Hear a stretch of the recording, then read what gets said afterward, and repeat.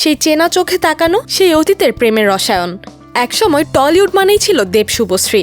পর্দার প্রেম তো ছিলই, কিন্তু পর্দার বাইরেও তারা ছিলেন একে অপরের পরিপূরক।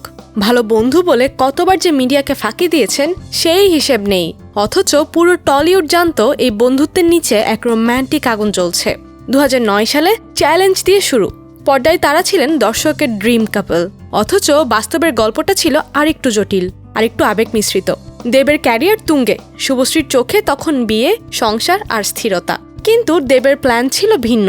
সেই ফাঁকেই নাকি প্রবেশ করেন রুক্মিণী মৈত্র। তখনও তিনি অভিনেত্রী নন, শুধুই এক ক্যারিশম্যাটিক মডেল। বন্ধুত্বটা দ্রুত জায়গা করে নেয় দেবের জীবনে। আর ঠিক তখনই দেবের সঙ্গে শুভশ্রীর সম্পর্কের টানাপোড়েন শুরু। অনেকেই বলেন রুক্মিণী ছিল সেই তৃতীয় ব্যক্তি যিনি দেব শুভশ্রীর প্রেমগাথার পাতাগুলো ছিঁড়ে ফেলেছিলেন। আবার কেউ বলেন টাইমিং ভুল ছিল। একজন চাইছিল প্রেমকে পরিণতি দিতে, আরেকজন চাইছিল ক্যারিয়ার নিয়ে উঠতে। যেটাই হোক, শেষটা হয়েছিল নীরবে। শুভশ্রী হারিয়ে গেলেন ক্যামেরার আলো থেকে। একটা সময় নিজেকে দূরে সরিয়ে নিলেন সিনেমার দুনিয়া থেকে। অন্যদিকে দেবের জীবনে রুক্মিণীর উপস্থিতি হয়ে ওঠে স্থায়ী। একসাথে সিনেমা, ভ্রমণ, ইভেন্ট, তারা যেন টলিউডের নতুন পাওয়ার কাপল।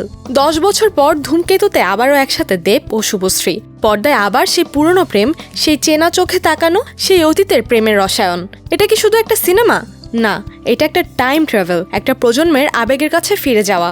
দেব শুভশ্রী এখন দুই ভিন্ন রাস্তায়, কিন্তু যখন তারা স্ক্রিন শেয়ার করেন তখন দর্শকের মনে ঠিকই বাজে পুরনো সেই আবেগের সুর।